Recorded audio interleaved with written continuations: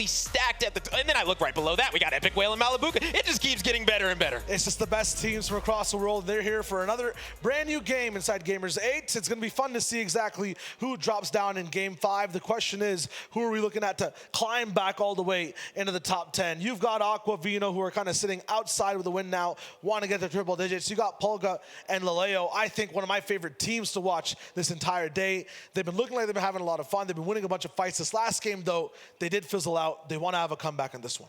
Yeah, definitely so. And another duo that's starting to head down, in my opinion, in the gameplay right now is Andalex and Scram. I saw them yesterday. They had so many pop-off moments, so many highlight plays, and now it's just not happening as much. They're currently sitting in 9th, and they definitely have a chance to climb back up because, I mean, they're very close to cracking that top 5. The difference between 9th and 5th is, what, 14 points? That's extremely close. Yeah, for them, they had a roaring engine of a start. 8th place overall, then in 11th. They were looking really good at staying consistent. After that, issues when it comes to choosing their layers in an end game. I like you point them out, though, because for this duo in specific, they're making a lot of these end games. They're in their favorite layer. It's just what happens inside the end game. I guess we have to keep in the end game. We'll see if they have a chance to really slap back towards the later zones. Arab and Bloomy, though, I think one of the crowd favorites to tune in with towards the start of a game. They always end up doing fun things here at Island Paradise. Yeah, they definitely are a very fun duo to keep our eyes on. They've been giving us some pretty hilarious plays. Yesterday, we saw so many boogie bomb plays coming out of them, whether it was Arab trying to get them out of the truck or all types of things. I mean, this duo has been giving us some serious content. And also, he's making some content himself right now as well. Pretty sure he's streaming to his whole, whole fan base. Yep, he's definitely having some of the best times and looking good while doing it.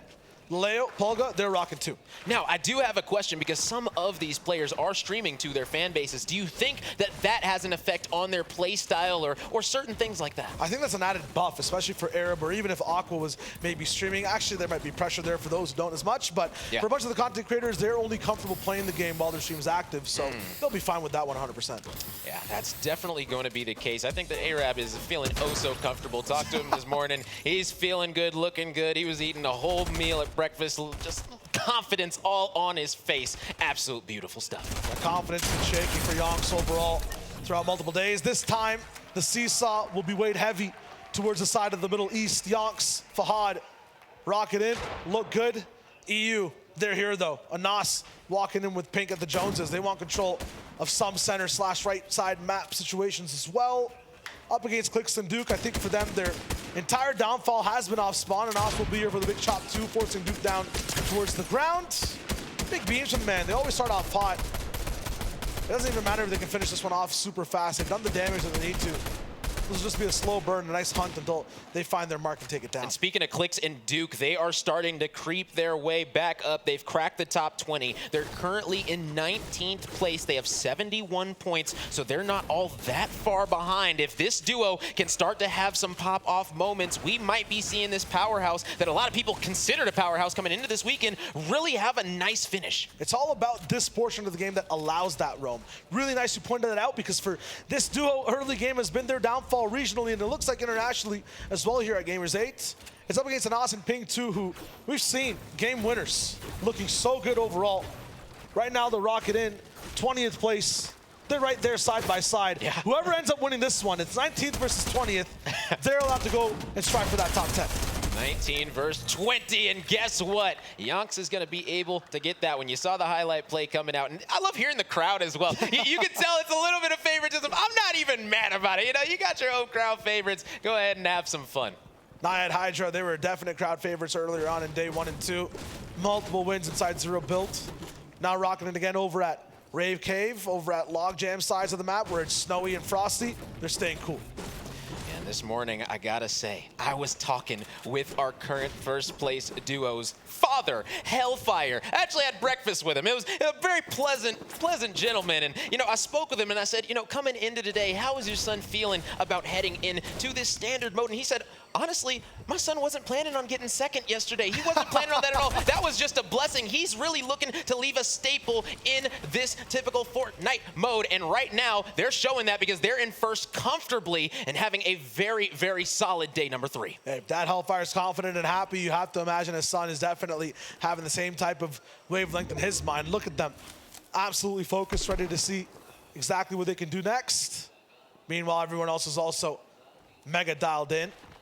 Tripper and Hellfire, though, I just really like the way they play. You're talking about their focus for Standard Battle Royale. For me, it's just their focus on making sure they take out the target in front of them. A lot of other teams, Epic and Malibuca specifically, they go for an entire space of the zone. They go for big, long type pressure across the map, making sure that their spot is widely known by everyone else. Tripper and Hellfire, they pick apart one team at a time, one spoonful of a bite every single time they take a little bit of a stab at the competition. Now, you want to talk about play styles. I remember last game, you did speak about how Janice and Kanata are one of your favorite duos when it comes to their play style. So what makes their play style so much better, in your opinion, than all these other duos? It's just a combination of just really smart IGL type mechanics coming in from Janice's side. Kanata also kind of sharing that role at some points, and just the overall solo clutch prowess of both sides of the team. You have a very unique style of fighting with Kanata as well, who likes to go for a bunch of all-in.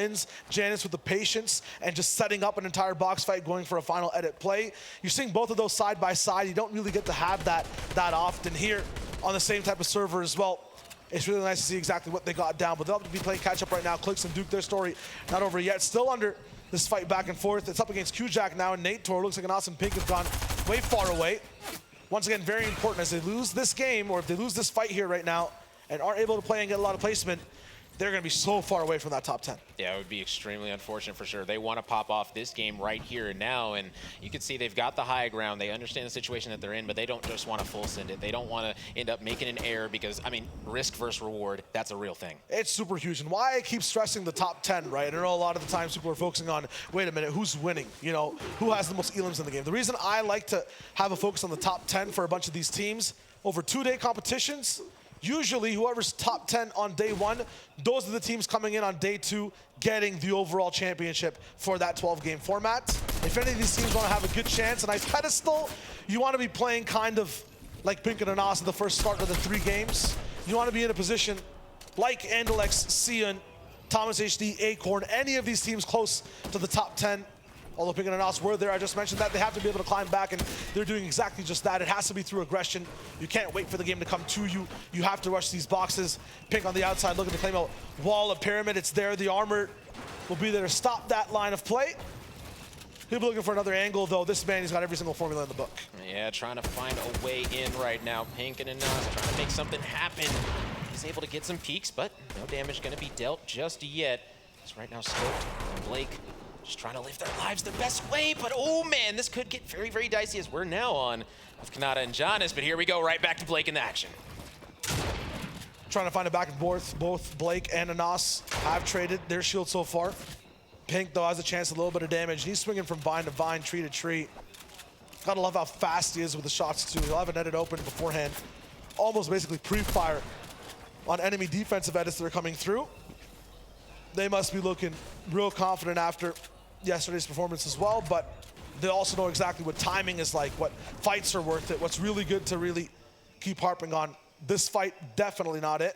They'll be able to move so far away faster than Blake and Scope, and that's the most important part. When it comes to speed, these guys are never slow. Yes, they disengaged extremely well. Such a smart play. Going to be coming out of Pink and Anas, and now that they're over here on this edge, they are spotted, so they are going to be taking a little bit of fire. Going to need to cover their backs very, very well. As you can see, they're still going to be in the storm, but should be good to go to get back in.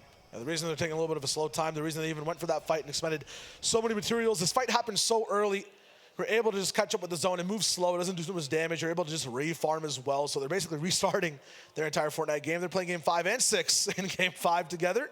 That's fine. And we go back towards the top right. Now, we saw a little bit of a situation of this in the last game over at Sanctuary. When it goes towards the Bugle Roam, this is where we have multiple options. We can go into the mountains, have high ground cliff situations. You know they're so tough to traverse for the low ground teams. We can go towards the beach, and it is no vacation. It's very, very tough moving on that water. You've seen it firsthand. Oh, yeah. And that jungle, you can never see anything. Even right now, Mansoor, Zandy, so close to each other, but I guarantee one team doesn't even know the other's coming. Zandy. Don't eat the mushrooms. There's the trap, and yeah, it's a double-type team spray. They're going to have an entire advantage on the Mansoor. We'll be dropping down. Chapex is already there. He's so fast. Yeah, eating those mushrooms. Wrong timing. Zandy going to be coming in, trying to break into this box. Is he able to get the wall? Looks like that's going to be the case. Now going to be up top, trying to make something happen. Shotty going to be out. Keep on switching. He's looking for an angle. Going to be trying to get the high ground. Is he going to be able to? It doesn't look like that's going to be the case. Yes, he actually did. Fahad now in a little bit of trouble. He's in a box, a little bit trapped. Andy's gonna be there to maybe finish things off. Chap's taking a lot of damage right now, so having to back off, regroup with the team. Help him out, yep. Yep, have the splashes, have the bigs, and it's a timeout for both sides. Yep, just a little bit of a reset right before we get right back into the action. You can see the grapple gloves are on Andy, and now the question is, are you gonna rotate? Are you gonna try and dip out from this fight and play for a later potential situation? Or are you just gonna say, you know what, we're going now. Let's go ahead and make some action happen. Let's go ahead and try to get these 4 points. Definite options. If they stay for the fight, it's a little bit more of the aggressive option they'll lock in with. If that happens, you might be able to throw your entire game by accident. They're probably not going to really go for that. Tayson Thomas sitting right outside the top 10 right now, 11th place. I think everyone expected a reunification of both teammates to have a confetti of a result, but it's been middling so far. They have a long ways to go, though. The longer the competition happens or goes with, the better chances they have overall. Yeah, and with this circle right here being pretty much right over the Daily Bugle, I want to ask you, northeast, southwest, what's your favorite side of the Daily Bugle to go off? Whatever side has water, because I want the players to suffer. I want them sad. So south side for me. We'll see exactly when it locks in. Cammy will roll towards kind of that water side. I'm serious though too. I'm not even joking around. It's so much fun watching them just be an absolute pain in the depths of the ocean, but it's not gonna happen right now, Cammy. So far, they've been invisible both in our analysis and at the same time in these end games. They just end up making it all the way towards that 9th zone consistently, looking really good all throughout the day. 4 games so far, 1st, 4th, 7th, and 12th. If 12th is your worst placement, you must be having a really good time. And I said it before, I'll say it again. They're like a sticky note. They're like silly putty. You put them on the wall, they don't really end up going down for a long time. That wall right now is that top 5. They're not going to be knocked out at any point so far. And Anas and Pink, though, losing a little bit of that stickiness, they want to be able to lash right back. Yeah, and Anas and Pink are going to be making their way all around the far right side. A smart play. Yes, we did say there's not that much mobility. There's no vehicles. We didn't say there's no boats, though. Yeah, boats, definite option, especially when water's in play. You're going to be able to do these really, really crazy dead side rotates. Arab's looking for it, though. My man's tried to teach the community about these zone type of boat situations.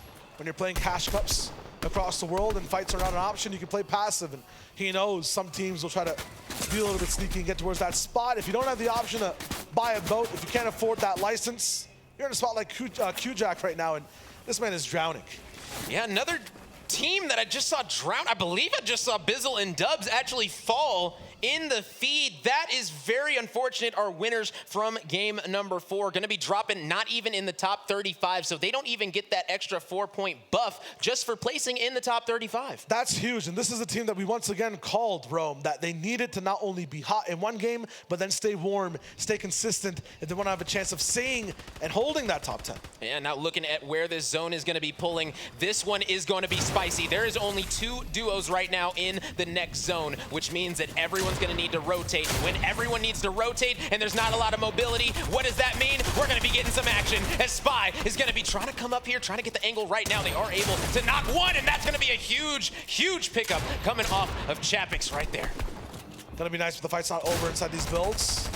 They're gonna get the loot. Like thieves, get out. Spy, though, another trap.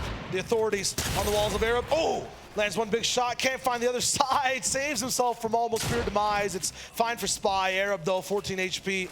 My man, tears rolling down the cheeks. He does not want to be inside this spot right now. Spy will be there, down below, looking for a little bit more affecting shots towards the floors. Bloomy able to soak up a little bit of that pressure, but they're both really suffering inside this fight. Spy dealing so much more damage than he's taking, a few more shields cracked, and now Bloomy looking confused. Not many builds to be able to use either, so he has to traverse around. Spy's kind of climbed all the way up. They've all in on both sides, and it's Bloomy going up against a full house. Nothing can do there at all. Yeah, Bloomy and Arab going to be dropping. Bahad and Chapix, solid plays coming out of this duo right now. Andy, they're on the edge of this next zone. Feeling pretty good. I mean, you look at their loot right now. They've got a decent amount of mats. They've got a decent amount of heals as well. And the weapons, pretty good too. This team, they're setting up very nicely for this end game. Now, one thing that I do want to talk about is the dispersion of using different mats. You don't just want to use all wood. Go ahead and break down why for the people. I mean, in terms of just being able to, you know, when it comes to Siphon, type situations when you're pushing teams. If you're all using wood at the same time, when you actually end up taking people out, you're not going to have wood to go back in the inventory. Yeah. Want to be able to put brick and metal up too in terms of bases, so they're a little bit more secure. Also on the beach in terms of refarming, you can find rocks like Aqua is right now. Yeah. Your mats back to action. Malibuca Epic for them. Mat management, absolutely perfect.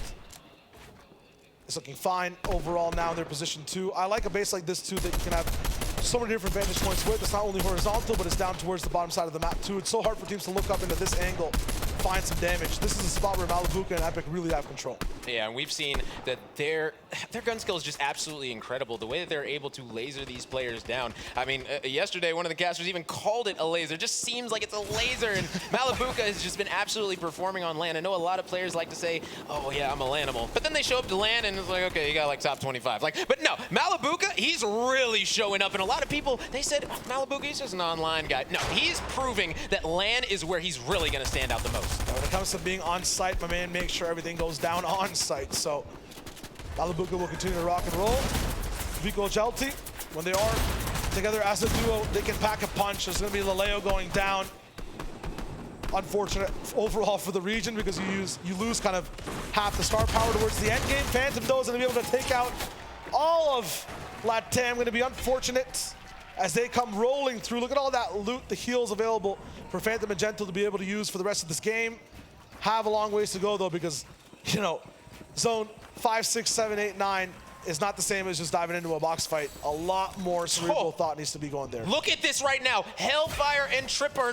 Look at this setup. They are maxed out mats. They've got pretty much maxed out heals as well, and the weaponry is superb. They, right now, are in position to potentially keep on building this first place lead that they have. I don't know. I spoke with his dad this morning. He might have been onto something. I gotta be honest. Definite traits from the family trickling down, the confidence there for both father and son. And when it comes to their chances, every time I've seen Hellfire or Tripper, no matter what team it is, going to refresh at this point in the game, they look really good towards the end. Yeah. Nice to see a few new names looking good though and surviving till the end game. Usually Fahad and Yonks, when they rock in, it's that 3rd, 2nd zone, maybe right off spawn at Shuffled Shrines where they have a problem. Now with Surge coming in once again, they're faced with another test. 534 above. They pass the preliminaries. How do they move around this map, though, when there's other teams hunting for damage? Oh, there's a lot of duos right now. I believe that there's 9 players currently that are going to be below that threshold.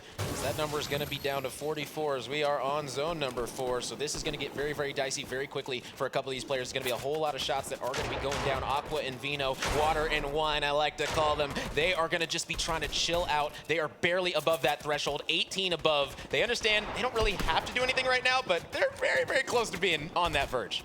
Looking for one situation and just to be able to relieve all that pressure, and Seti and Cammy kind of in that same spot too. Yeah. A bunch of these teams were always looking ahead. Might have forgot about the present, the situation that they're in. Unfortunately, not being able to do that damage. Tripper down for now. All up to Hellfire after such a big bounty of loot. Losing your teammate like that, when they try to strive towards the sky, sometimes your wings get snipped. Unfortunately, for that duo, it's gonna be just a one-man show. At this point, there's definitely a chance for Hellfire to be able to clutch this out, especially with the grapplers and 6 chunk splashes, but all eyes on him because if he goes down, that's first place up for grabs. Yeah, the good thing that I will say, though, is that he's got a whole lot of mats, so he doesn't necessarily have to engage or have to, you know, do these things. Currently above the threshold as well, so going to be feeling okay. But look at this left side of the map. So many duos that are just lined up. Oh, and look at the pull. I just realized where we're going to have to go. We're going all the way to the right. This one is going to be a party. All the way over to the water, and right now, Hellfire already having trouble breathing. Oh. Storm Surge really rocking him down. He can have a few more chances to out-heal it. About 2 people need to fall, but nothing's happening just yet. Vino, Aqua, also just on the verge. They see Kanata and Janice low. Vino, a little bit too much tunnel vision trying to get into the box, and it's not going to be possible either. Aqua going to be on the other side. They just need a little bit of damage. They have it. They can just completely back off, but it is all in and knock on both sides. Kanata down. What a shot from Vino to just completely secure things out. Zone's moving, though. I'm not sure if he's going to be able to get Aqua back up in time for the end game. He can't carry him, but there's some confusion with the loot in the storm. As they have situations of their own, everyone else inside the lobby, they're starting to bump it down. So many different boxes being active, so many different duels clashing. Mansoor for Hot down as Scram picks them apart. We're talking about Andolex coming back into this game. Looks like they're absolutely surviving and thriving. Kanata as well. They get that full trade. And Hellfire finally going down to Z-Andy, so him and Chapix still packing a punch all the way towards the end. Yeah, right now Mustache and Bad Sniper just gonna be moving their way around. Tarpon trying to just get to this safe area right here, putting up that armor wall for protection. And now another one for the viewers at home. How important are the armor walls in these in-game? It's huge, and we know that Mustache and Bad Sniper are going to be using them to maximum utility. The big thing, though, right now is Mustache already has 3 eliminations. He's rocking all the way on low ground on that Enforcer-type strategy. In terms of the throw and in terms of who can be a king of this lobby, you see Z-Andy, Chapix, 7 elims already coming in. High ground-type position. They have pulled the zone, too, so it's up to them to see how far they can go. This is very, very good for this duo right now, but still is going to be Malibuca and Epic Whale. As long as they are on the map, you are not going to be safe on these rotations. If they're able to get a sight line on you, it could be where you meet your demise, simply because this duo, they are so accurate, especially in these transition situations. Kemi said he can't really shoot through that armored wall, but what they can do is shoot right past first place. If they stay alive and pick up a few more eliminations, Queasy down, Hen also in high water. This is going to be tough for him. I'm not sure if Cammy wants to dive right towards this. That is the direction they have to kind of go. Already edited down. What is this? Maybe some miscomms from Seti's part. It's fine. They were going for some loot right below. They've been able to keep riding out, but that might just be first place on a little bit of a moment. Grapples all the way up towards the sky. Cammy now is moving towards the beach. He's going to be fine with Seti in mid-ground. Everyone around them has pressure on every other layer. Epic Whale finding some room on his side. Z-Andy is not letting any solo be able to move away for free. Hen was picked apart in a moment as he tried to breathe. Fahad also taken out once again. This high ground type of hold can see everything. And Chapix using that eyesight in tandem with the aim is just picking people apart. And they've got about 150 builds left. They are chilling in the sky right now. And look at this pull. It's going right back up. We went down, now we're going right back up. Up, down, left, right. It's going to be a good one. Tayson and Thomas like to play with control, but right now in this spot, they don't have that much of a big voice. Chapix is the one doing all the screaming. He's making sure no one else can be heard. Another reconnect to this spot is just so powerful. A tarp all the way up forward. Teammate can do exactly what he wants to do to be able to just work off that pressure. Thomas and Tayson really churning the butter inside mid-ground, making it a smooth experience for them. Absolutely distasteful for everyone else. Wood builds, though, left for Thomas HZ. Armored wall on the left. He's able to buy a little bit of pressure, but they need something big very fast or their chances are gone. Yes, they're going to need to get a full refresh for sure. They're going to maybe need to take low ground, try to find a duo that's a little bit weak, kind of like themselves, and try to make the most of these situations, as they're going to be pretty safe on low ground for now, as we're still on with Malibuca and Epic Whale. They've got very good positioning, but not a lot of mats left. Yeah, lots of damage too. Must have been long range. Not much to be able to do there. Thomas HD, low HP now. Drowning. Chapix, Z-Andy looking so good on height. In a different world of their own.